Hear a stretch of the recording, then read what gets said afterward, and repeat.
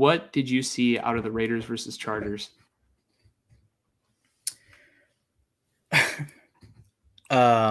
Not very much, because I live in the Bay Area, and the game was not televised in the Bay Area, at least on local channels. If I had NFL Sunday Ticket, I could have seen it, but I frankly don't feel like paying, what is it, $400 for three and a half almost months 500. worth. Yeah, for 3.5 months worth of Sundays. I would essentially, if I paid that much money to, get the opportunity to watch any games that I want on Sunday, nobody would hear from me on Sundays if I'm putting that much money into that, and I'm not going to do that. So unfortunately for me and fellow Bay Area Oakland Raider fans, occasionally we're not going to get the Raiders locally. And I mean, if I'm being honest, it completely killed my fucking mood Sunday at about 12:58 when I checked the channel to see, okay, when's this game coming on? And I realized, okay, we got two 10 a.m. games in the Bay Area. We got Bills Dolphins, which great decision. And then for some dumb fucking reason, we got, oh, now I'm forgetting the game. I feel like it was the Rams game, I want to say. Rams Colts. Why? That was in the morning. Say that again? That was in the morning, so that wasn't in the afternoon. No, so I'm saying the Raiders got, or the Bay Area got two 10 a.m. games. Yes. The Niners and Raiders played at 1 o'clock or 1:25, whatever you want to call it. Mm-hmm. So the Bay Area got Dolphins, Bills on CBS. Great decision. I agree with that. On Fox, we got at 10 a.m. Rams, Colts.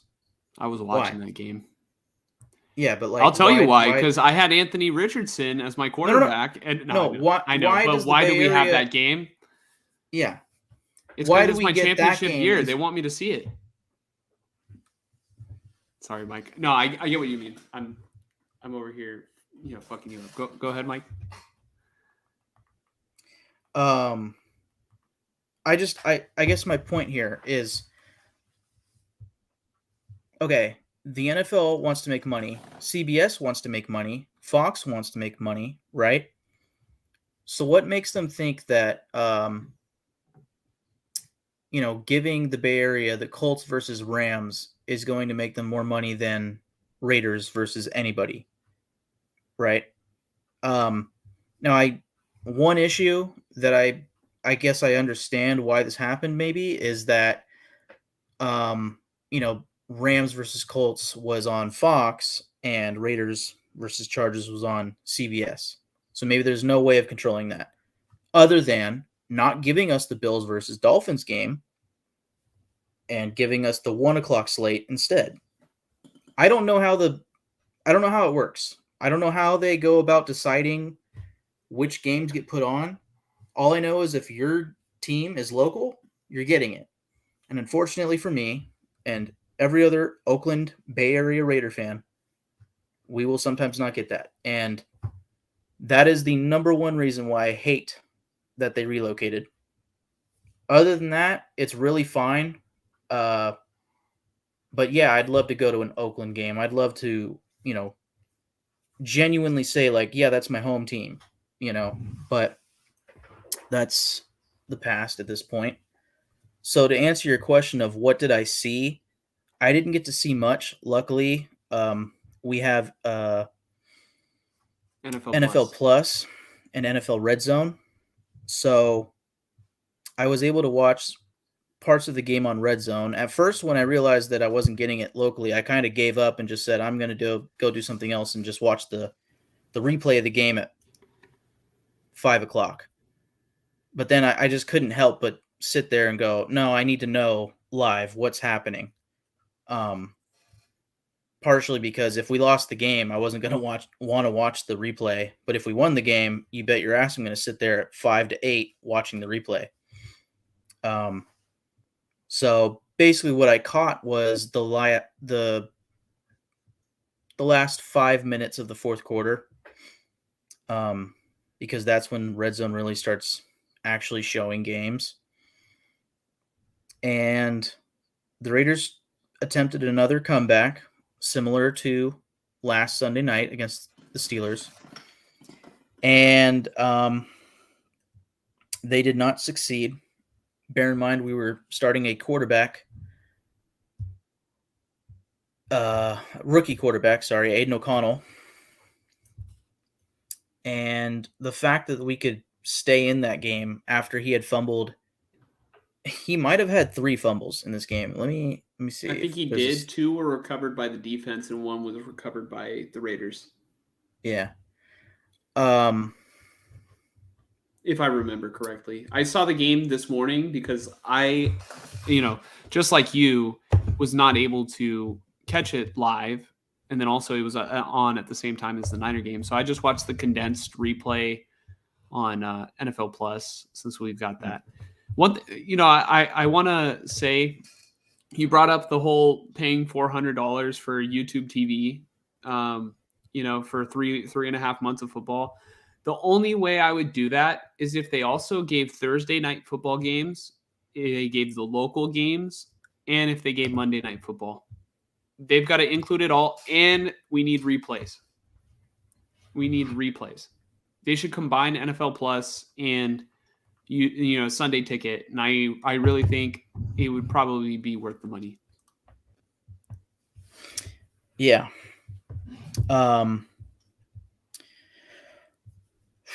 So lots of turnovers again for the Raiders offense, which really was their demise. And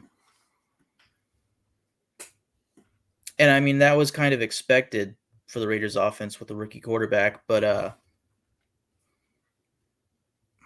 giving up 6 sacks to Khalil Mack, that was probably a massive reason why not only we lost, but also, there were multiple turnovers or fumbles by the quarterback. Josh Jacobs, 17 carries for 58 yards, 3.4 average yard per rush. It's not really getting it done. Aiden O'Connell, 24 for 39 for 238 yards, only an interception, no touchdowns. He did have a rushing touchdown. It was a quarterback sneak. Yeah, it was the goal line. Yeah. QB rating of 68.1. So, I mean, about what you'd expect from a rookie 4th-round quarterback in week 4. But yeah, unfortunately, this has led us to a 1-3 start to the season. Yeah. I will say one thing about the end of this game, because again, I didn't really catch much else. The Raiders were down. Let me see if I can actually see. Maybe that'd be Gamecast. I'm not sure. Okay, sorry. Really? Oh, okay. The Raiders were down 10-24 in the third quarter. And then in the fourth quarter, with about 11 minutes to go, they got a touchdown. So they go down 24-17. Now they're down a touchdown. They get the ball. The defense stops the Chargers. They get the ball. They march down. They get to like the 4-yard line. And let me see if I can actually get a play-by-play. Well,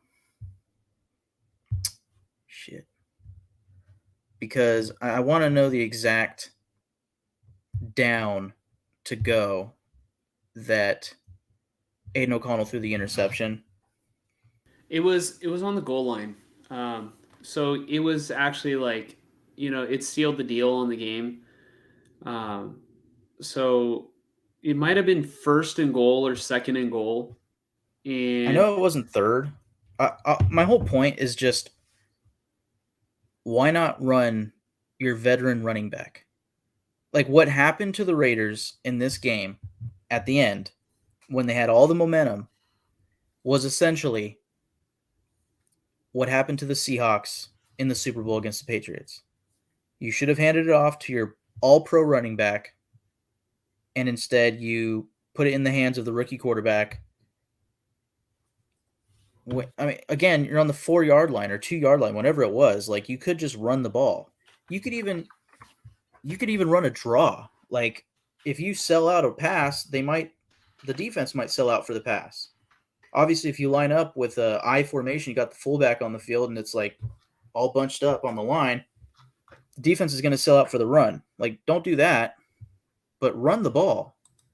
At least give Jacobs a chance to get your touchdown that you need. But instead, they do a little rollout pass, and I'm forgetting the corner's name.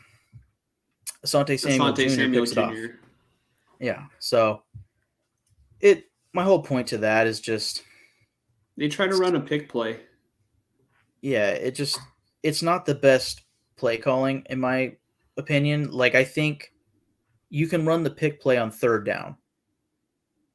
Why not run the ball on first and second down and just see what happens with your all pro running back?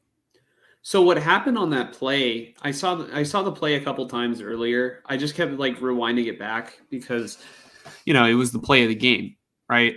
So they ran a pick play on the right, and it looked like, I mean, Jacoby Myers and Devontae Adams nearly ran into each other.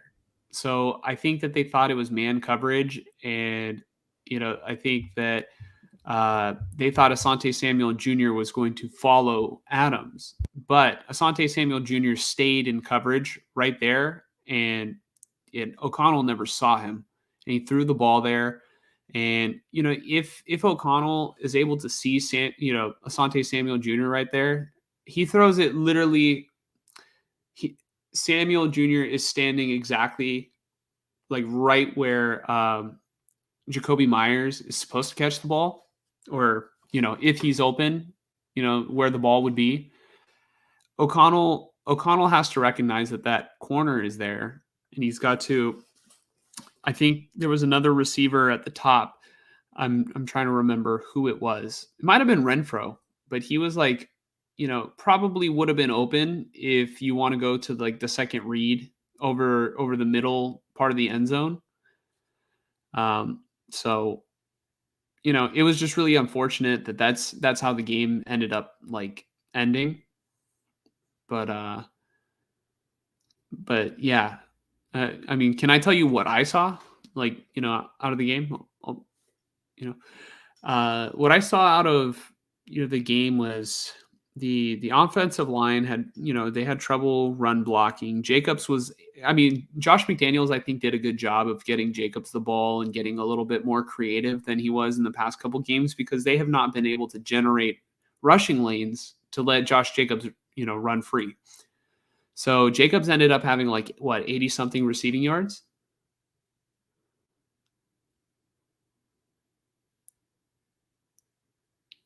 Can you confirm that for me, Mike? You're muted. If my phone will load. Okay. Well, all right. Let's just say I believe he had 80 something receiving yards. The 8 offense for 81. Yeah, 81 receiving yards. So Jacobs was able to get going in open space, and that really was like most of their offense. O'Connell, to me, it was his first start in the NFL, and there's really there should be low expectations for a 4th round rookie. He just looks so good in the preseason that we thought that maybe it would translate to the regular season, which is why all Raider fans and even me, I wanted to see O'Connell start, because I think that part of me believes that maybe the offense, the Raiders offense is better with O'Connell at the helm than it is with Jimmy Garoppolo, because I think O'Connell can throw the ball a little bit better deep. But O'Connell looked to me, he looked like he didn't know where to go with the ball, and he looked a little underprepared, or it just he had a lot of pressure in his face, and there were some plays where he doesn't have the check down to throw to, and then there were some plays where he did have the check down, and he's got to look for that guy because Khalil Mack is screaming down your neck, or actually sometimes it was like right in his face, and he just didn't see him. It was like to the right of him, right? Khalil Mack coming past the Illuminor, the right tackle. Yeah. So O'Connell looked a little indecisive, and still, even with that, I think the Chargers are a good football team, and I predicted them to win this game, no matter who was playing quarterback. But the fact that the Raiders were in it until like that last possession that they had, and then obviously they turned the ball over again, and that was the name of the game, or that was what sealed the Raiders' fate, was the turnovers, for the game against the Chargers. But the Raiders were right there in the ball game, and they played like horrendously on offense for most of the game. So there's at least that silver lining to look at. Yeah, I predicted the Raiders to win if so long as they didn't start Brian Hoyer. And the fact that Aiden O'Connell could fumble and lose the ball twice and still be in it with 3 minutes to go, and I'm not only just be in it, but be right on the cusp of scoring the game-tying points right before the 2-minute warning, and then the interception happens. At the end of the day, they lost, and then there's not many moral victories to take from it. But the fact that you could trot out your rookie quarterback, and honestly, if you take away those 2 fumbles, which are mostly on the offensive line, but also in part on Aiden O'Connell being a rookie and, like you said, looking a little unprepared. But you take away those fumbles, I think the Raiders do win this game. But I will pair that with this. I don't think that's saying much if the Raiders would have gone out there and won the game, because they were missing all of their star players not named Justin Herbert. They were missing Austin Eckler, Joey Bosa. Well, also Keenan. Not Mike Evans, Mike Williams. Yeah. I should also mention, they still had Keenan Allen and obviously Khalil Mack, but they were missing Mike Williams, who's now gone for the year, Eckler, and Bosa, and they couldn't do it. They gave up again. The amount of pressure that they gave up to Khalil Mack is just atrocious. They gave up 6 sacks. Yeah, 6 sacks, but even the amount of pressures that he had on O'Connell were insane. So, yeah, which, honestly, this kind of gets me to my next point, which you can move to that now. The question at hand is it time to panic within the Raiders organization, sitting at 1-3 in 2023, going into week 5? Yeah, it's time to panic. And it's not just for this season. This is, and all Raider fans will agree at this point, this is a coaching issue. This is a Josh McDaniels issue. We can't pin this game on Garoppolo, right? But, Josh McDaniels in the post-game press conference said something along the lines of, playing quarterback in this league is about protecting the football, or something like that. And he was probably just saying it to say it and to be truthful. But if you really sit there and think about it, it just sounds like he's blaming the rookie. Like he threw Aiden O'Connell under the bus a little bit? Yeah, okay. Yeah, he fumbled 3 times, and he threw the game-sealing interception at the end that you called, by the way. But also, your offensive line gave up. I'd really like to know how many pressures in this game, let alone 6 sacks to 1 player. which also uh, McDaniels claims that they threw everything they could at Khalil Mack. I saw a stat that I should have kept and read out loud right now, but I want to say it said something along the lines of like, let's say Khalil Mack played on 40 snaps. He was only double teamed twice. So if that's throwing everything you can at Khalil Mack, you could suck my dick. Jesus. It's so bad right now. It's not even funny. Yeah, I mean, if you can't beat this team without most of their star players, and then Justin Herbert out there throwing with one hand because come the third quarter he had a broken middle finger. It's just not good. I mean, every single loss so far this season has given more and more reason to pin the blame on Josh McDaniels. And it's just not good. And again, beating the Broncos in week 1 is not saying much at all. It's really not. I mean, they barely beat probably the worst team in football, the Chicago Bears. They barely beat them. And for most of the game, the Bears were killing them. So that's my weekly Broncos slander. But I just I'm officially tired of it, and I hate it that I'm already at the point. It's week 4. I mean, going on week 5, and I want a rebuild. I'm so done. There is no sign that this is going to get better. And granted, I actually really do like Dave Ziegler. I just think that the grass is certainly greener on the other side. And with most coaching candidates that are potentially out there, I just can't help but sit here and think, yeah, that's probably better than McDaniels come 2 years from now. Who are your coaching candidates? Because I've got 2 off the top of my head. I want to hear yours first. I've got Eric Bieniemy, the offensive coordinator of the Washington Commanders right now. He was the offensive coordinator of the Chiefs, and he would be returning to the AFC West, and I think it would be good for the Raiders to have a little inside information on what's going on in Kansas City. And then also you might be able to pair him with a quarterback if you guys are able to get a guy like Caleb Williams in the draft, if it so comes to that. My next head coaching candidate for the Raiders, who honestly should have been the hire in the first place, Jim Harbaugh. Yeah. I want to find my list because I actually sent it in our fantasy group chat.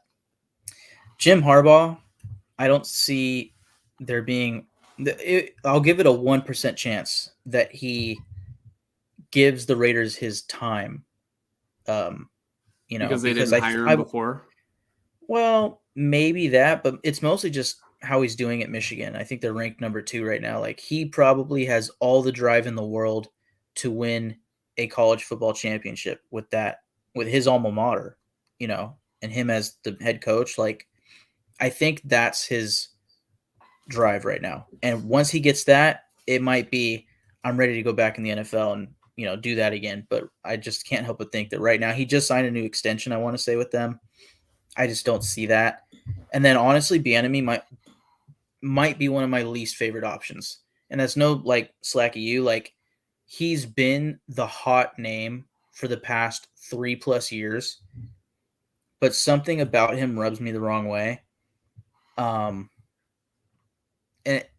I just think there were rumors that he and Mahomes and just the Chiefs offense were not clicking well back in his time with them. And the tea leaves suggested to me that the Chiefs wanted him to leave and were kind of waiting for him to leave. And 2 years ago, he didn't get a job. And then last year, he left for a different offensive coordinator job, So, and then just pair that with the fact that Washington's offense isn't really looking that good right now. Brian Robinson's doing good, but their passing game isn't that good, and that might be a quarterback issue, but still, man, I want to find my list. I know my top option right now is Dan Quinn from the Cowboys, and Lorenzo from our fantasy football league is a Dallas Cowboy fan, and he says there's no chance that Dan Quinn leaves.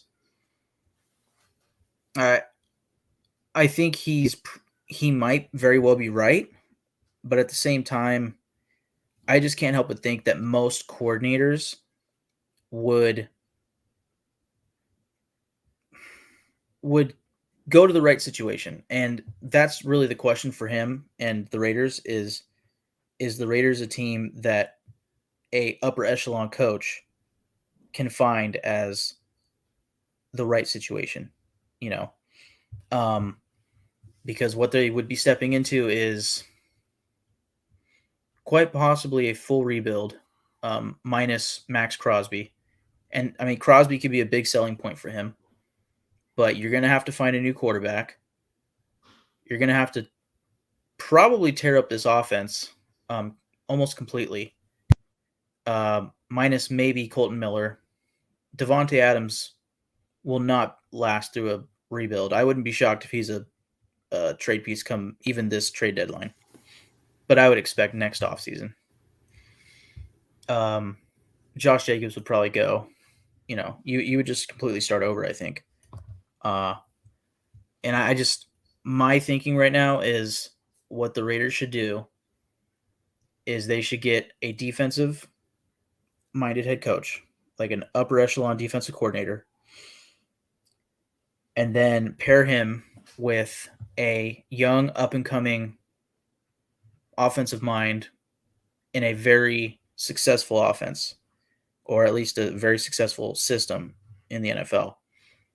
I mean, the obvious idea is somebody from the Shanahan system, because almost everywhere you look, there are former offensive coaches from the Shanahan tree that are winning, like succeeding very well on offense. I mean, I don't know about the Vikings because their team is kind of dog shit, but their offense is still like prolific passing wise. The Dolphins are the obvious one. The Rams now. The Vikings don't come from Kyle Shanahan's coaching tree. You could argue that they come from Mike Shanahan's coaching tree. But Kevin O'Connell comes from Sean McVay's coaching staff in LA. Yeah, but I guess what I'm saying is that I'm thinking back to the Redskins, Shanahan, which that had LaFleur, McVay, Shanahan, obviously. I want to say McDaniel was on that Redskins coaching staff, and I want to say the Vikings coach was on that Redskins staff. He might have been. I think, but like when I say tree, I mean that's the point of the tree is Sean McVay is a part of that, and his coaches that he branches off and teaches, like they're still from the Shanahan tree, and it's probably still the Shanahan offense. So maybe a little different in certain ways, but nonetheless, it's been very successful. So, would you want Anthony Lynn? He's the Niners' current assistant head coach. He used to be the head coach of the Chargers. Right. I doubt it. I mean, again, like my thinking right now is give me a defensive head coach and then give me a young offensive coordinator. Would the Niners get a third-round pick for Anthony Lynn getting hired as a head coach? 100%. At least I think, yeah. Yeah, I think maybe not. Maybe not, but I think so. Hey, I'll take another third-round pick. Is he their offensive coordinator? No, he is the assistant head coach and helps with the run game. But his official title, I believe, is assistant head coach.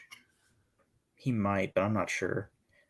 I mean, that's a solid option for sure. I just feel like he's not specifically from the Shanahan tree. I mean, it doesn't really matter, but I think Dan Quinn is like the ultimate, like that's a guy I can see coming in, completely flipping the defense, and then whoever he chooses for the offense coordinator paired with the GM can flip the offense, and hopefully it all works. But on defense, like that can get significantly better with Dan Quinn. But I find him to be a little unrealistic. I think the most realistic option that I am just head over heels for right now, and I think matches the Raiders perfectly, is Brian Flores, the former head coach of the Dolphins, and I think current defensive. I think he's the linebacker coach for the Steelers, but I could be wrong. He got royally fucked by the NFL and specifically Stephen Ross. Yeah. So, he got fired, I want to say, for not winning when the owner told him to tank or something weird. It was just weird. And, he ended up, I want to say, suing and everything, or at least there was a big legal matter behind that. So, I find him to be one of the great defensive minds in football, and he's just kind of the sleeping giant in the background that nobody's thinking about.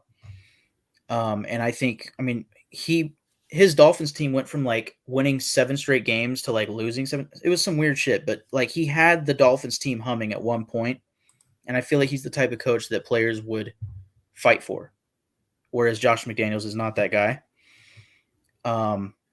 And he just fits the Raiders versus the NFL mantra. Like it would be Brian Flores and the Raiders versus the NFL. And I think the players would buy into him,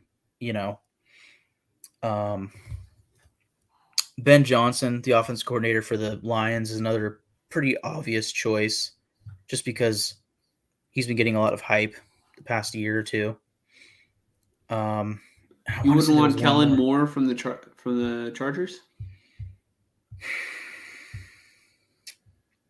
I feel like he'd want to stay for another year or two with the Chargers because I also feel like that. Yeah. He just started, he just joined them. Like, I think he needs a couple years to really develop his, his coaching prowess. Mm-hmm. I'm trying to see that. I feel like there was one more name that I had. Okay, hold on.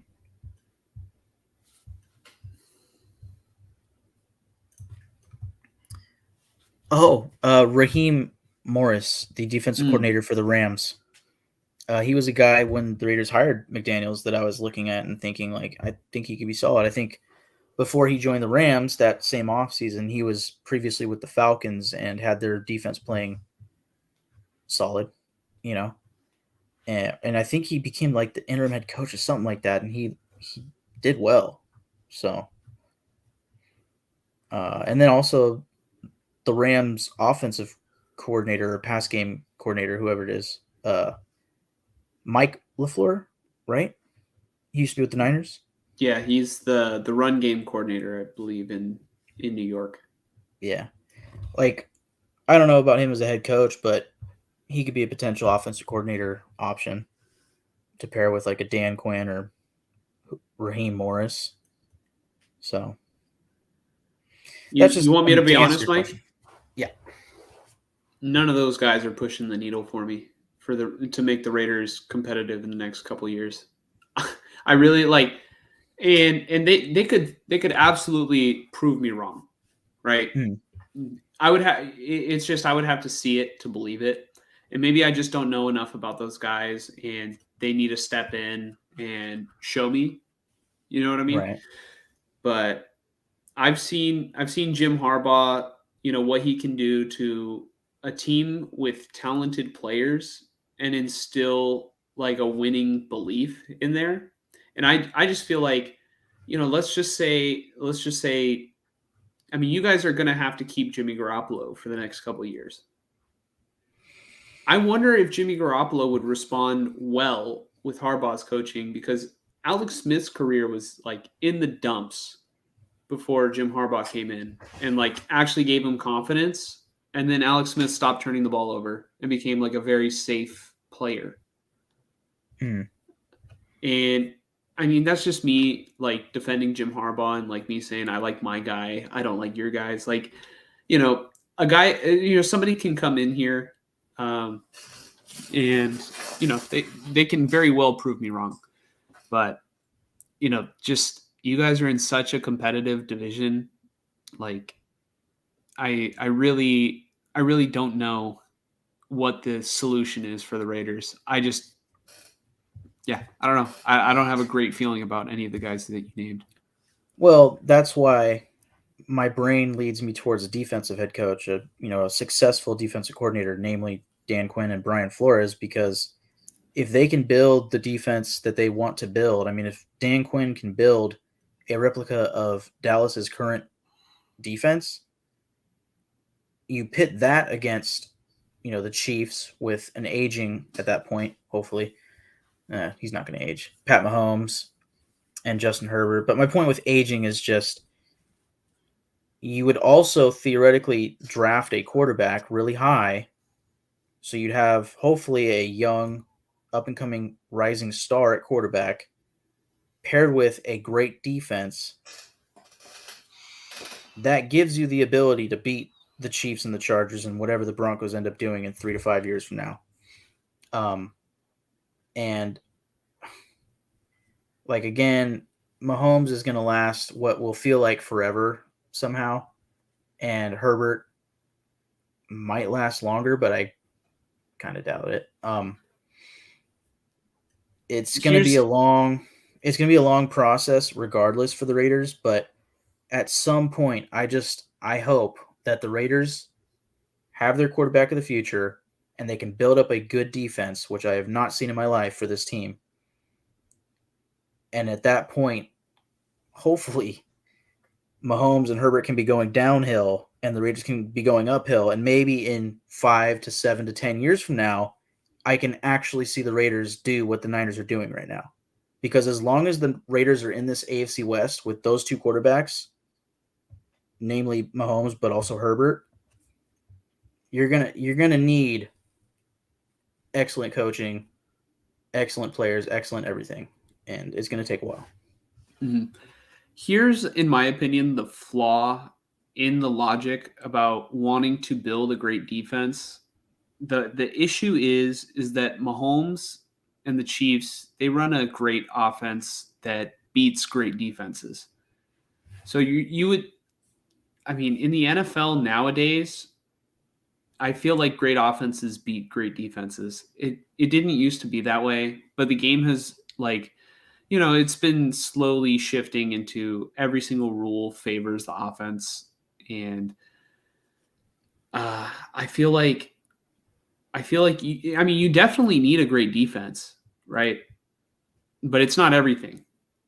I don't think it's everything. And I think if you're going to get that young quarterback, he would seriously benefit from having a very bright offensive mind. And I think you're on the right track about, you said you want somebody like from the Shanahan coaching tree. I don't know who that would be right now because like they've been taken over the past couple of years by so many teams now.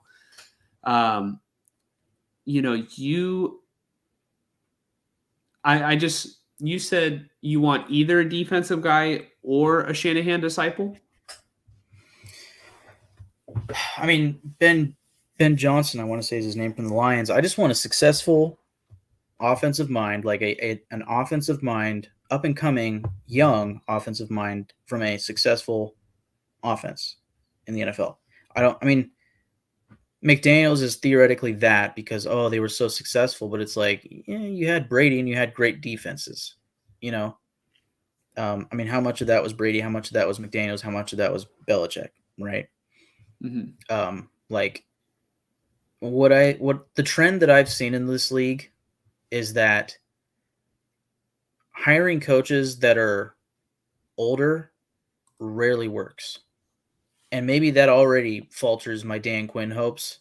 I feel like these teams that get a coach like Mike McDaniel, at the time for the Niners, Kyle Shanahan, right? Like these offensive coordinators that are coming out of successful offenses, and then just like within 2 years, repeating that and on their own team, and they're humming, Sean McVay on the Rams.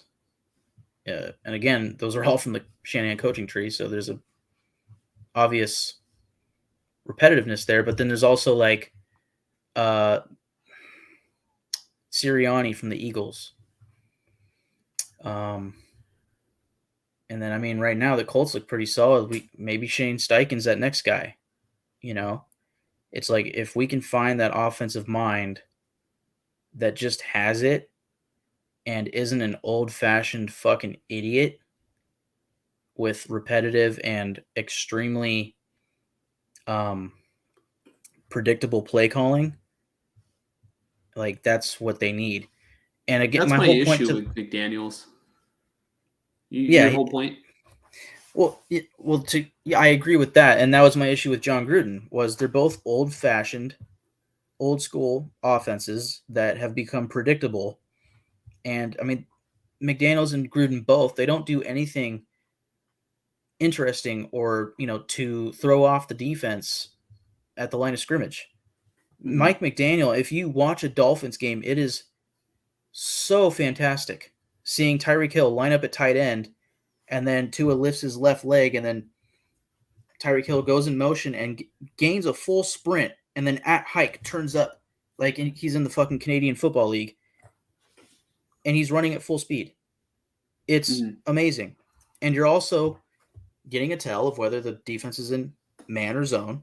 Like you get everything that you need from that little decision. Every single play, it'll be Tyreek Hill, it'll be Jalen Waddle, it'll be Raheem Mostert, now Devon Achane, right? It's like they have all these weapons and they send him in motion before the play starts. You have at least one guy that's running a full sprint as the play is called at hike.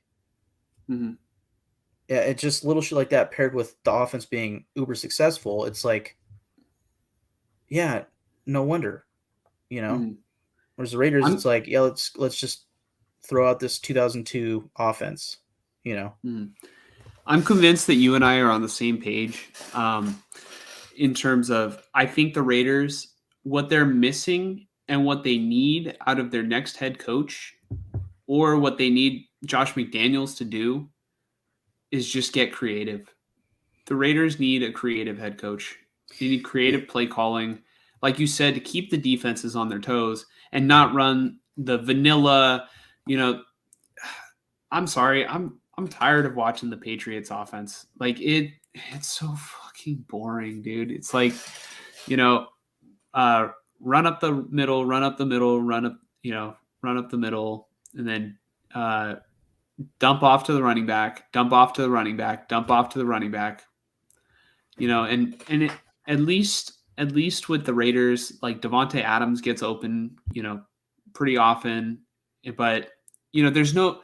I feel like the Raiders could use more creativity in their offense. You send more guys in motion, run a little bit more jet sweeps to really open up the field.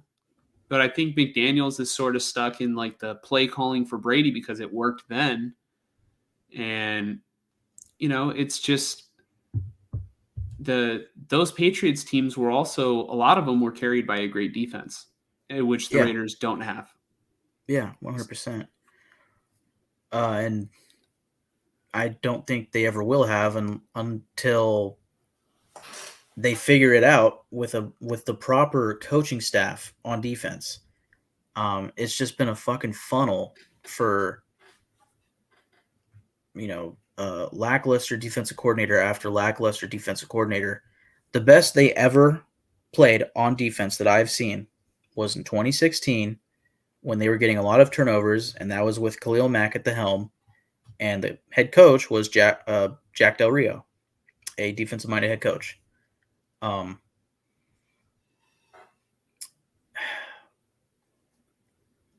just can't help but think that if they could focus on defense early, because I think that takes longer to develop. If you can focus on defense early, get that going, and then a year into the new regime, you draft that quarterback, you trade picks if you have to, you get the guy that's clearly your top choice, right? And that's the general manager's call, that's the scouts, showing what they have seen, and also your offensive coordinator and probably QB coach agreeing that, yeah, this guy is like it. if you can bring him into a scenario where he's surrounded by young talent, hopefully maybe a veteran left tackle in Colton Miller, maybe hopefully a better offensive line because it's now becoming a problem.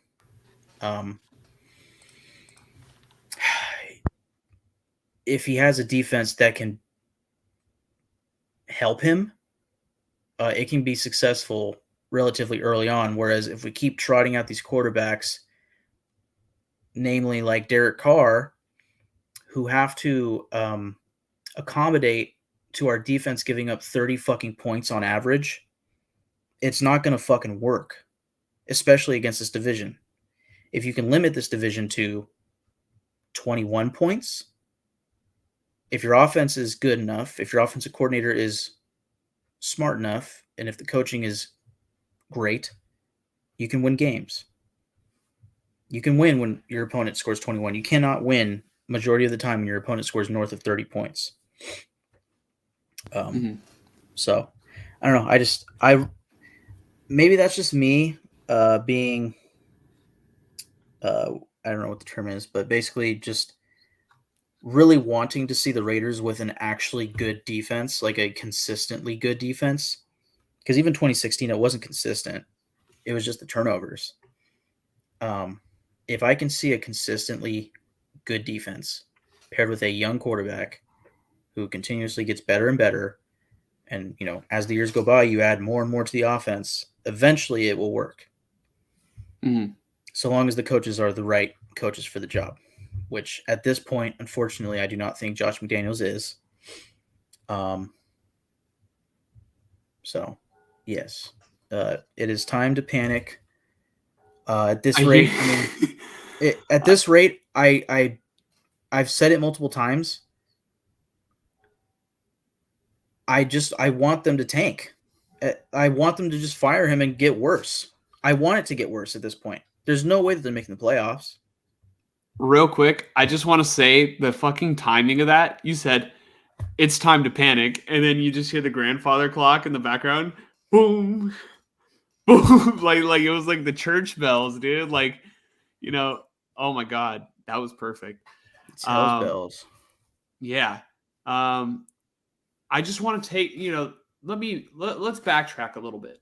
So, about the whole time to panic. It's still week 4 in the season. And you guys, let's just go a little silver lining for 2023 because the whole hiring another head coach can go a million different ways. I don't know if it's time to fire Josh McDaniels yet. I think it's still early, and frankly, Mark Davis can't really afford to pay another coach on top of still paying Gruden right now. And I think he wants to give McDaniels time to see through his plan. The McDaniels and Ziegler plan. Right? Is that confirmed that Mark Davis is still paying Gruden? I thought Gruden resigned.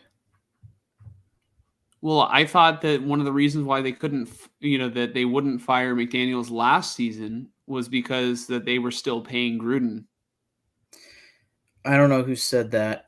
It's probably just some douchebag. But the thing about firing McDaniels last season was that it was year 1 on a team that he didn't build.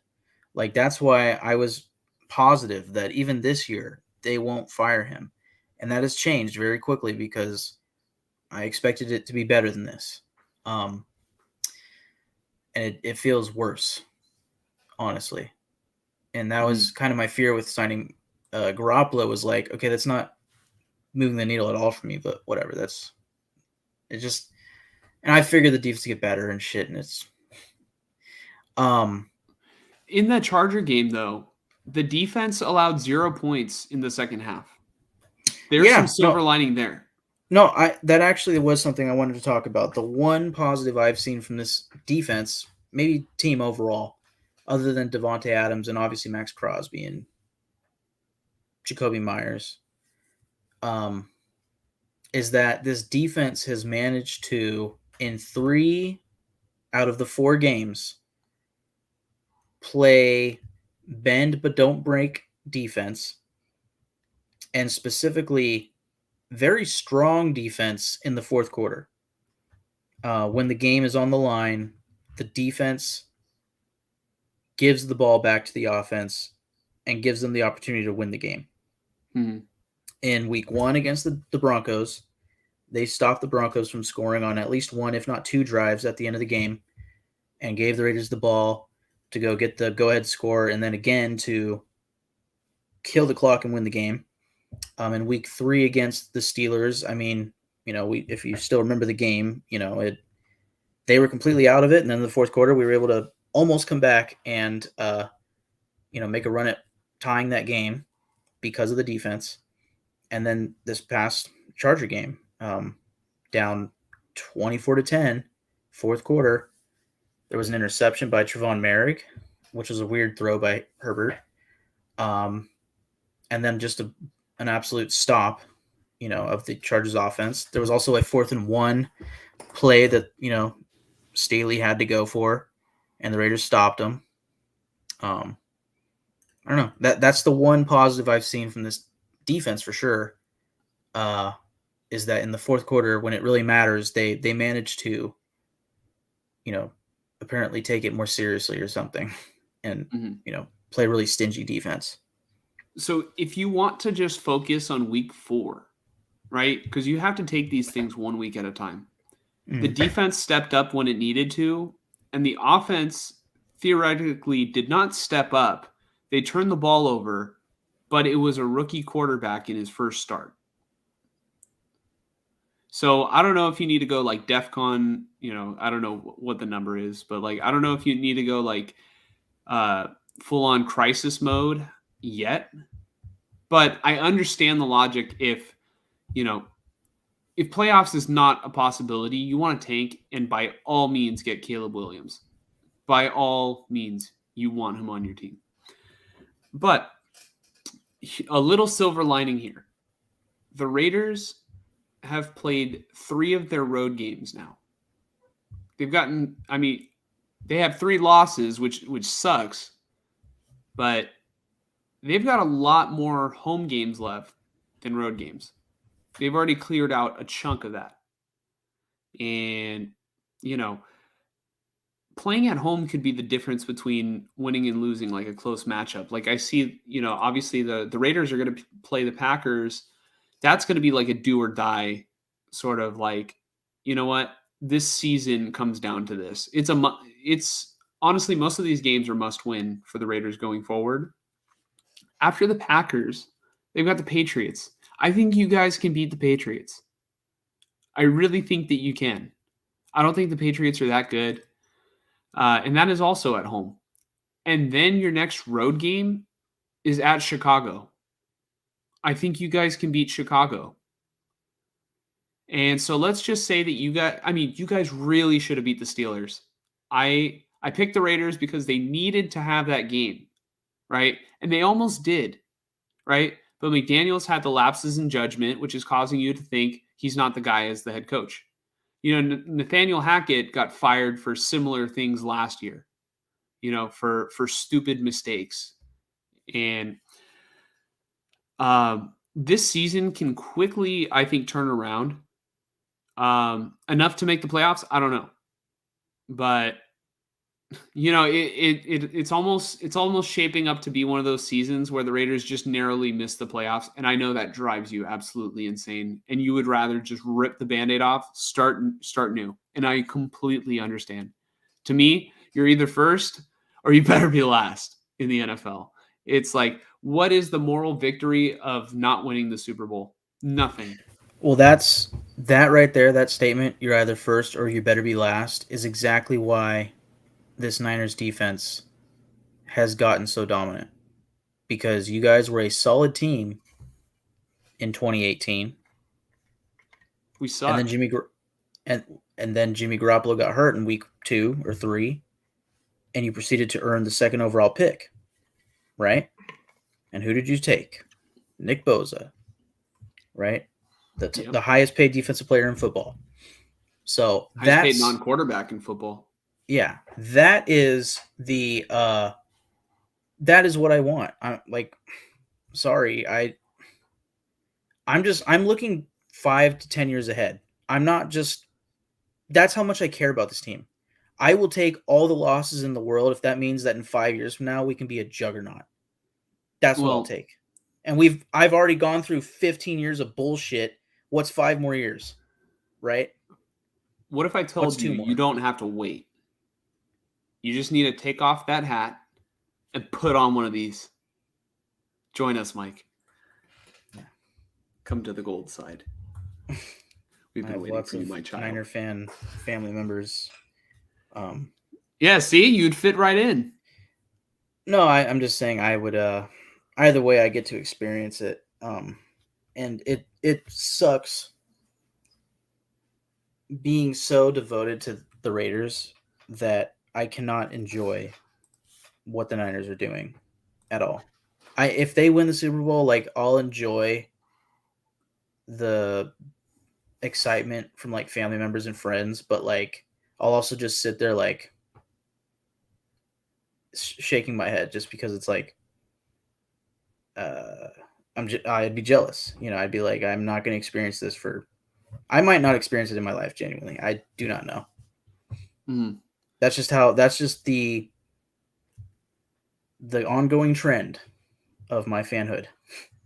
I might not experience it in my life. I really believe that I will this season. I really believe that this is finally time. But there's a chance that I don't as well. So, I mean, that's part of the fun about, watching week in and week out. It's like, we learn more and more about these teams. But to answer the question, is it time to panic in Vegas? I personally believe there might still be a small glimmer of hope. But if it's not going to work out and you guys are not going to win the playoffs, I mean, you're not going to make the playoffs, then I don't know if I would say it's time to panic, but I would say the strategy should definitely be it's time to tank. Yeah, and what sucks is, at least not many NFL teams are going to actually go out of their way to tank. That's just not very realistic. I'm just saying, like, I would rather Mark Davis rip the Band-Aid, fire McDaniels if they lose to the Packers, and put the worst possible coach that you can at the helm, like the Colts with Jeff Saturday. Like that is as close as you get to tanking at the top of the organization as you can. Is just putting a guy from fucking ESPN to lead your team. And oh, by the way, that guy from ESPN went out there and got his first fucking win against the Raiders. Oh my! Oh yeah, I remember that. Yeah, dude, could you imagine the Raiders hiring the fucking like worst candidate possible and him actually being fucking successful and winning games? He's like, I hope the Raiders hire Dan Orlovsky, and every time that they get the ball after a really good punt by the opposing team on the 2-yard line, I hope our quarterback just runs out of the back of the end zone, and then we proceed to punt the ball right back and give them 2 free points. No, I don't know who they would put in the interim, but give me the worst possible choice, please. It's like that episode of South Park, like when they're trying to lose so they don't have to play Little League anymore. Like they're trying to lose in like the All-Star tournament. And then they end up getting to the championship game because like all the other kids on the other teams are trying to lose. And then so they call in Kyle's cousin, who is like, absolutely like, he's kind of like he almost seems like they make him seem like the most annoying character and like he's like really bad physically and like just like there's nothing, but he actually tries and they can't stop winning. Yeah. That's what's going to happen to the Raiders. They're going to put a janitor as head coach. Yeah. Honestly, kudos to the Cardinals for playing the way that they have because everybody had them dead to rights to win the first overall pick. It almost feels clear that the Bears are just trying to get the first overall pick, although the Broncos are giving them a run for their money. And specifically, the Panthers are also giving them a run for their money. But this could quickly become a race with the Raiders. So just you mentioned the upcoming games. This will kind of be my last point on this, and we can move on. Mhm. Week 5, Green Bay, and then New England, both at home. Yes, they're both winnable games. I won't give you the spoiler on my Green Bay pick yet. But New England, honestly, they just lost their top pass rusher and their top corner, and Mac Jones has just stunk it up. I could see us winning that game, and maybe I'll enjoy that. But then after that, it's like, can we please lose? And like, okay, how about this? Let's say we lose to Green Bay, and it's like a close New England game, and maybe we lose that one, but maybe we squeak out a win. But it's like ugly. But then we go to Chicago in Week 7. If we lose that game, does McDaniels get fired? At what would that be? 2-5 or 2-5? I Can you don't fire know. him? Let's say at that Well, point the Chicago Bears are 0-6 going into that game, and we hand them their first win. Is that a fireable offense? Well, it depends. If Josh McDaniels is behind the scenes and is like, yeah, we're really hoping to get that first overall pick. We're if he's telling Mark Davis like, yeah, we're gonna get the right quarterback. We like these guys so far. That our scouts have shown us film. If McDaniels if McDaniels is back there telling Mark Davis like, hey, like I know this sucks, but like, listen, we're gonna do everything in our power to get Caleb Williams. When we need to go and score a touchdown and a 2-point conversion, I'm kicking the field goal. Yeah. When we need to go and score a touchdown on the 4-yard line against the Chargers and it's 1st and goal, I'm throwing the fucking football straight to the defensive back. Yeah. He's like, all right, Mark, you see these rings? I got 6 of them. Trust me that I'm going to get this right. Yeah. And we're going to lose. And we're going to get Caleb Williams. That's who you want, right, Mark? And he's like, I'm going to make it look so like we're going to look like trash, right? Yeah. And then we're going to be in the ball game. And right at the end, I'm going to fuck it up. I'll wear that. I'll wear that, Mark. Last year it was like we're gonna lead games by 3 possessions, and we're gonna fucking blow them. This year it's just like we're gonna be losing by 2 possessions, and we're gonna get back in it, and then I'm gonna make a boneheaded fucking decision. We're gonna sign Jimmy Garoppolo, and then we're gonna extend him. Yeah, no, we're gonna sign Jimmy Garoppolo, and before he even plays 1 week of football, we're gonna give him a signing bonus that guarantees his contract for the 2nd year of his deal, basically pinning us to Jimmy Garoppolo for at least 1 more season. No, but honestly, if I were the head coach and I knew that like Mark Davis was along for the ride no matter what, and as long as I give him a foolproof plan, my plan would be we're going to beat the Broncos week 1. We're going to play some solid football, but lose every single fucking game after that until week 18 when we face the Broncos again and we kick their fucking ass and we keep our win streak against them alive, but we just lose every other game and earn the first overall pick. Like just against one team, we can just be like, well, see, we're good. Yeah. But then against every other team, it's like, how can we blow this? Well, okay, let me give you a comparison. Jed York hired Kyle Shanahan after 2016, and the Niners went like 6-10. I think they were 6-10 in 2017 with Kyle Shanahan. So they got like the number 3 overall pick that year. No, wait. Well, no, that led to Solomon Thomas. No. Solomon Thomas was in before they went 6-10. Oh, maybe they had 4 wins. That was Shanahan's first pick when he inherited the team with Solomon Thomas. Right. After that, they earned like the 9th pick and got Mike McGlinchey. Right. Mm-hmm. And my whole point with this was Jimmy Garoppolo went down week 3. Jimmy Garoppolo also went down week 3 for the Raiders. I mean, look at Kyle Shanahan now. I mean, if you have an owner who's patient, who actually believes in the coach, they'll be patient with the guy if they actually have belief in him, and things might actually turn around. Oh, I mean, that's still my thought process for Mark Davis is he wants the head coach and GM to get the proper amount of time to build their team. And the fact that they didn't really get year one to do that, they might get a buffer of one extra season. Like this should be the season where they get fired if this is really how they are, but maybe Mark Davis says, one more year. And if it doesn't get like above 500 in 2024, they're gone no matter what. But I don't know. I'm not really seeing it. And I just feel like all these other teams are infusing their roster or their franchises with young gurus, whether it's on offense or defense, and it's successful. And the Raiders are doing this repetitive shit where it's like old school coach mixed with shitty defensive coordinator and horrible drafting. So Green Bay, New England at home, Chicago away, as well as Detroit away, week 8.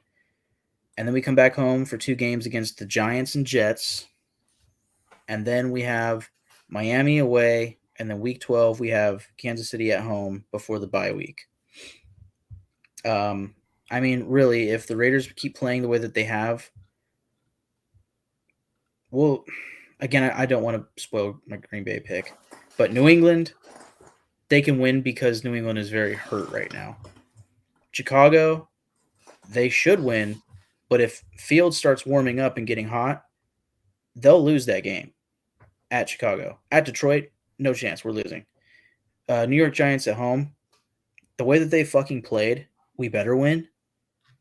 But my God, if we lose, again, grounds for firing. New York Jets at home, their defense is super good. We'll probably lose somehow. Zach Wilson have the career game that he's always looked for. Miami, we're fucked. And then Kansas City week 12, stick a fork in me. Minnesota week 14, could go either way. Chargers at home, Thursday Night Football. It's on prime time, so it'll be embarrassing. Kansas City, week 16 in Kansas City, stick another fork in me. And then Indianapolis week 17 at Indy. By that point, with my luck, Richardson will be the MVP of the league, so stick a fork in me. And then week 18, Broncos at home. Win. But, you got to take this week by week. It's really tough to predict that far ahead, but 100%. I think we're ready to take some comments and then move on to our final topic of the day. I'm like, all right, let's get to some comments. All right. Let's see here. Chicano said, we can't have that mic. So this might have been almost an hour ago now because we went on a ginormous tangent about the panicking. We can't have that mic. Let's go start a GoFundMe for my man Mike. I think this is referring to not being able to watch the Raider game because they aren't a network and like the paying $400. Yeah, basically it's probably for NFL season ticket or whatever you call it. I'd love to have it.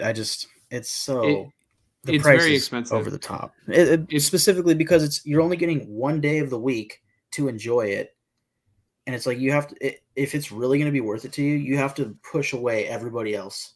Like I could not imagine being a father and paying $400 for that just to have my kids sitting there. Daddy, can I fucking do this? And it's like, I'd lose my mind. Yeah. It would almost be cheaper and more bang for your buck to like go take a class at Chabot just to be a college student and get the discount to like get it for the season for $100. Right. Yeah. So Fonzie says Raiders aren't in our region anymore, and that's why we didn't get the game. The only pushback I give is we get most of the Raider games. There are some times where we don't, and I have a feeling it has to do with like, all right, they moved the Raiders out of that, out of our market, and they want us to fucking pay for a Sunday ticket. You know what I mean? It's like It could be that, but all there's diehard Raider fans in the Bay Area are going to have to. right. I think what it probably is. I know there's another comment after this actually about this. If you want to put that on. Cable companies complying to regional terms. Used to work for Dish, and we always had these issues. Like it's that, and I just figured there might also be like some sort of algorithm to like, oh, like we can only throw out 3 games a day on the what do we call that coverage? Local coverage, yeah. So like, okay, most of the time it's going to be 2 10 a.m. games and then one p.m. game. Now, if both of our teams were local, like before, and the Raiders and Niners were both playing at home, at 1 o'clock, we would get both of them. And we probably would only get 1 10 a.m. game. But usually what's going to happen is we're going to get 2 10 a.m. games and 1 p.m. game. And it might change, but again, I don't really know exactly how it works. I could be just talking out of my ass, but that's just how it seems to me. And you could be onto something like, oh, the NFL wants us to suffer and have to pay for NFL Sunday Ticket, but really, I want to say who's in charge of this is whichever coverage network is covering your team. So if your team is playing for CBS this week, it's up to CBS, right? And if your team is playing for Fox, it's up to Fox. And then the only other question is, do you get 2 10 a.m. games or 2 1 p.m. games or, what have you? So I don't know, but that's just how it seems to me is like, no matter what, we were only getting 1 o'clock game, and that was always going to be the Niners, This is where it pisses me off. There should be no such thing as blackout restrictions. It is fucking garbage. You should be able to, like, if you pay for NFL Plus, you should be able to watch,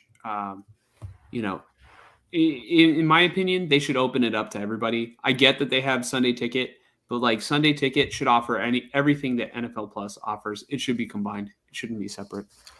Yeah. I mean, what Sunday Ticket has is like the bracket, so you can watch like 4 or 8 games at once. That's awesome, and like that might be worth it, but it's probably not. It's probably overwhelming to me at least. But like, yeah, it's stupid that you can get blacked out of certain teams, and it's like my whole point to it is just if these networks want to make money, because it's always the goal, why wouldn't you have the formerly local team that gets the most views other than the Niners, right? But for the AFC, for at least on CBS, the team that gets the most views in the Bay Area would obviously be the Raiders. So why wouldn't you want them on TV in the Bay Area, But again, I don't know how it works. So. So Fonzie also says, I didn't watch the game, but damn, 6 sacks for Khalil Mack alone. Yeah. I want to say he had a 5 sack game for the Raiders back in the day against the Eagles. But yeah, that was 6 sacks is 1 sack away from the NFL record, tying it in a single game. So he had a fantastic day, but who didn't have a great day was the O-line. Why isn't the O-line protecting? No quarterback will produce with that kind of protection. I agree. Yeah, and again, McDaniel's comment of, playing quarterback in the NFL is about not having turnovers. It's like, okay, but the offensive line playing in the NFL is about not allowing your quarterback to get pressured for every single fucking play that he's out there. So yeah, Aiden O'Connell should have went straight to the podium and be like, being a head coach in the NFL is all about protecting your quarterback and having them prepared for the week. Yeah, just throw him on. He's not going to do that. You know what I mean? Yeah. Just to answer this though, Jermaine Illuminor had a horrible game. It sounds like. Yeah. And really, all the offensive line got in on it. Mm-hmm. They all gave up pressures and sacks. Fonzie also says Sean Payton would have been good for you guys. I think Sean Payton would have been a better hire or a more popular hire than I think Josh McDaniels was. But at the time, people were excited for McDaniels. Yeah, Sean Payton was my dad's choice. But bear in mind, it wasn't just about hiring him; it was about trading for him. And yeah, because he was still under contract with the Saints. Yeah. Do you think, by any chance, Broncos fans regret that their team gave up, I want to say, a first-round pick for a coach that's so far gotten them to now 1-3. And It's was too supposed early to to come in. tell. It's too early, but it's like he was supposed to come in and fix this team, and it's like they look worse, way worse. So, anyways, Well, I'm Russell not a big. Wilson looks better. Yeah, I but think the trade they might regret is the Russell Wilson trade. maybe I'm not a big Sean Payton fan. Like I think he is a good coach, but I would have a hard time with it. I don't like him either, but I think he is marginally better than Nathaniel Hackett. Yeah. I mean, maybe he would fit the Raiders really well because, again, the whole Raiders versus the NFL thing. But anyways. So Fonzie responding to the whole Dan Quinn notion. So Dan Quinn is defensive, though. What you guys needed is an offensive coach that knows how to work around a soft O-line.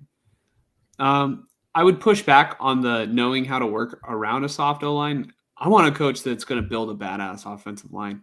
Honestly, any coach that comes into any team, that the first two things that they should prioritize, I feel like, are the quarterback and the offensive line. From there, right after that, the next priority is the defense. Yeah. You can get average playmakers at receiver, and you can trade for guys, but you need to draft well, and you for sure need to have that, the quarterback that can run your offense, get the ball where it needs to be, isn't going to panic, and I don't know that the Raiders have any of that.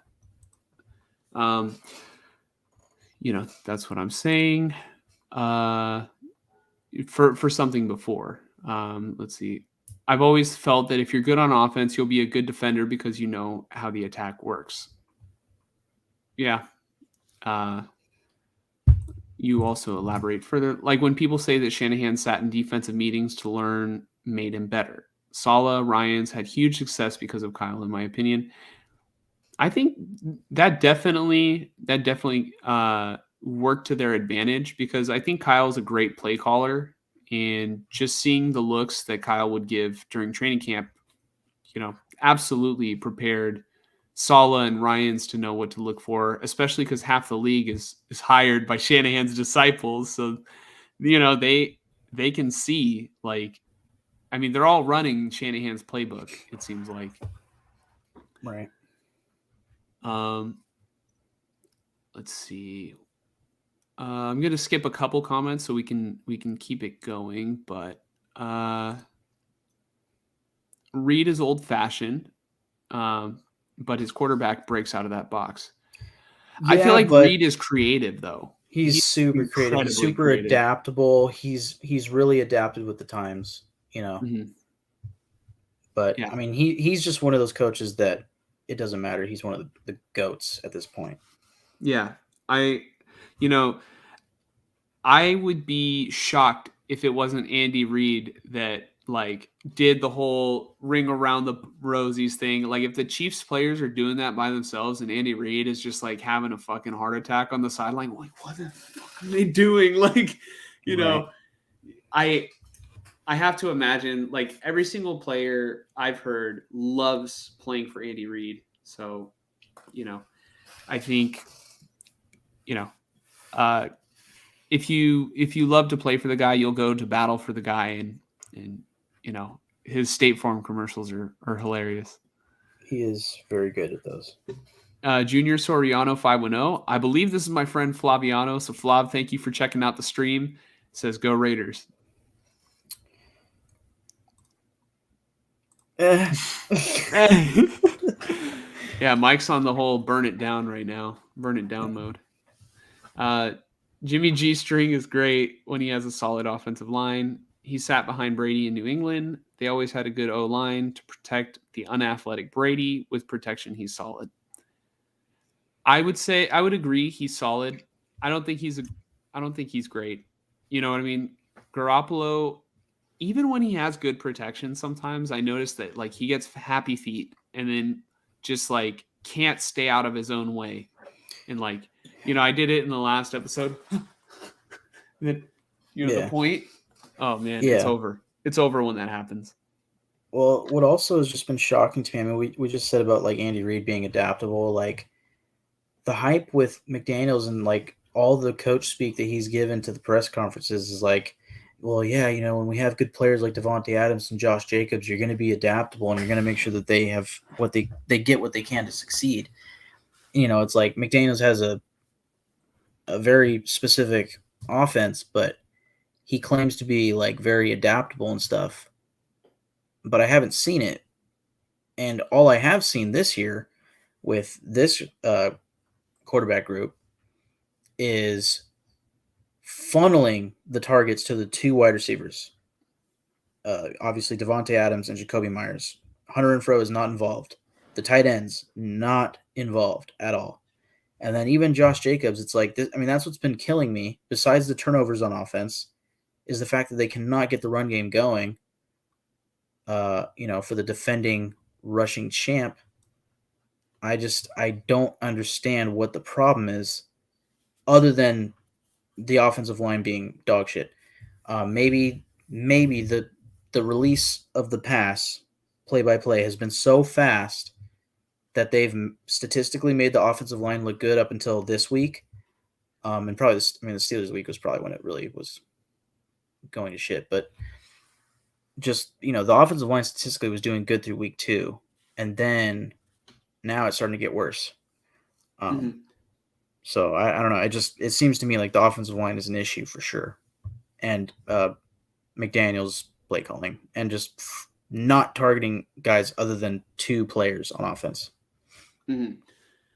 Yeah. There was something you said, but I was reading a couple of the comments here, and it was you said that they funnel it to their 2 receivers, and then obviously Josh Jacobs. Is that really such a terrible thing, though? Like, I feel like the Niners do the exact same thing right now. They do it a different way because it's a lot more, like I mentioned, honestly, the theme of the show should just be creativity. Niners use a lot of creativity in their play calling, get guys in motion, and occasionally they'll give the ball to, somebody else. But like this past game, they beat the Cardinals mainly with Brandon Ayuk and Christian McCaffrey. Like those are just 2 guys, right?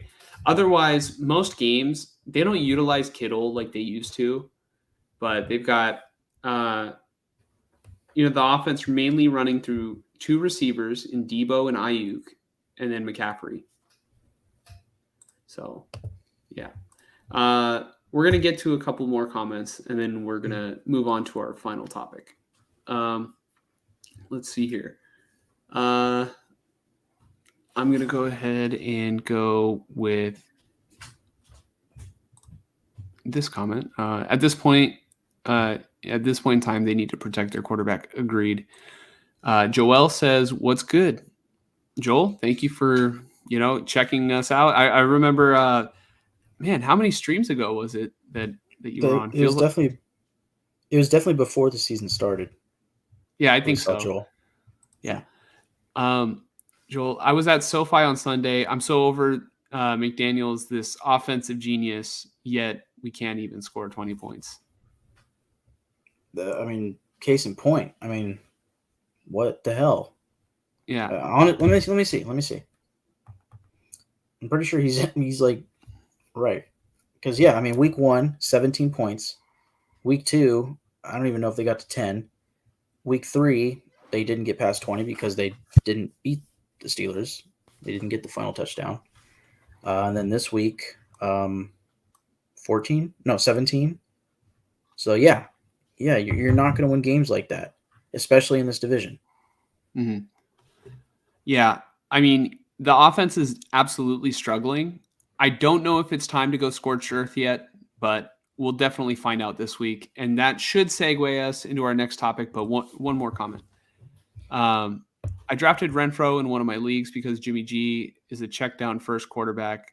I'm surprised they don't use him. Yeah, honestly, Renfrow should be getting way more touches than he does. Well, that's my whole point with the whole funneling it to 2 receivers and Jacobs to a degree. It's like it just feels abnormal. Like I'm assuming this is a Garoppolo or this year's offense sort of thing. It's possible that it's simply that Devontae and Jacoby Myers are just that good and that open, but I feel like that can't possibly be it. Like, I feel like for whatever reason, the tight ends are not getting targeted. For whatever reason, Renfro is not getting targeted. It's like it just doesn't the feel. cartel. Yeah, Which you know is what? funny. If we had more time, we could talk about Chandler Jones. That was a comment that was the first comment we brought up was about Chandler Jones. Yeah. Yeah, and asking about the current state of the team, and releasing Chandler Jones is the Chandler Jones thing is a very sad situation. And in a previous stream, it was probably the week 1 stream, we talked about it, unless it Mhm. was right before week 1. It was one of the two. But I think it was after week 1. yeah, we didn't make a video solely about Chandler Jones. We just kind of left it on the stream, and if you find it, you find it. But I think my thoughts are in there. And again, I just hope. Mike turned out to be pretty spot on. It appears as though Chandler Jones is having some sort of mental health crisis right now, and Yeah.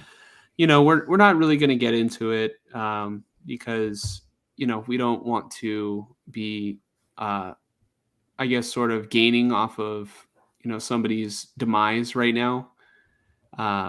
It's a very unfortunate situation that he had to be released from the Raiders and seems to be not doing anything to help himself. But my prayers are for Chandler Jones, and I hope that he can get help or some sort of peace within himself. And from my point of view, and I can be absolutely wrong, he doesn't seem to be there altogether, and everybody who knows him within the Raider organization seems to also feel that way because of the actions that they've taken. And I just think that there was a certain point where they just had to release him, because, and I think that decision was pretty easy after he got arrested. So Yeah, there's a conversation to be had about like his contract and stuff, but it's really not necessary. I will say one thing specifically in regards to Mark Davis. Like, I mean, this whole situation was ongoing, and if you followed it, there was a lot of shit directed towards Josh McDaniels. And they have the press asked him questions, McDaniels, and he has to answer them. And it's like he just has to give the most head coach answer possible, which is like, oh, we're not going to get into that. Like, that's a personal matter. And it's like, that was always the truth. Like, I don't know, what do you want him to go and spill the beans about what's going on with Chandler Jones? Like, that's fucked up. But just with Mark Davis and the fact that the Raiders released Chandler Jones, like, I think some people might see what's going on with Chandler Jones and think, wow, how could you cut him? And I genuinely believe up until he got arrested, that the Raiders were doing everything in their power to try to help him. And, they wanted to keep him on the roster and everything. And they were hoping for him to get better and possibly be able to play as soon as this season. But with Mark Davis, he is a very strict anti-domestic abuse, I'll call it, policy. Anytime any sort of Raider has been involved with any sort of domestic abuse, and that wasn't exactly the terms of this. It was a domestic dispute, what happened that led to the arrest. But I wonder if that played a huge role in this, because Fred Biletnikoff's, I want to say, daughter was killed in a domestic abuse incident, and ever since then, Mark Davis has been felt very strong about that. So, Point being, I think that might have played a minor role in it, but it just sucks. It sucks that this is going on. It sucks if you followed it at all. It's hard to watch. It is exceptionally hard to watch. And yeah, I just hope he gets better. And I hope that him getting released doesn't make things worse, I just hope that things get better at the end of the day for him. Mhm.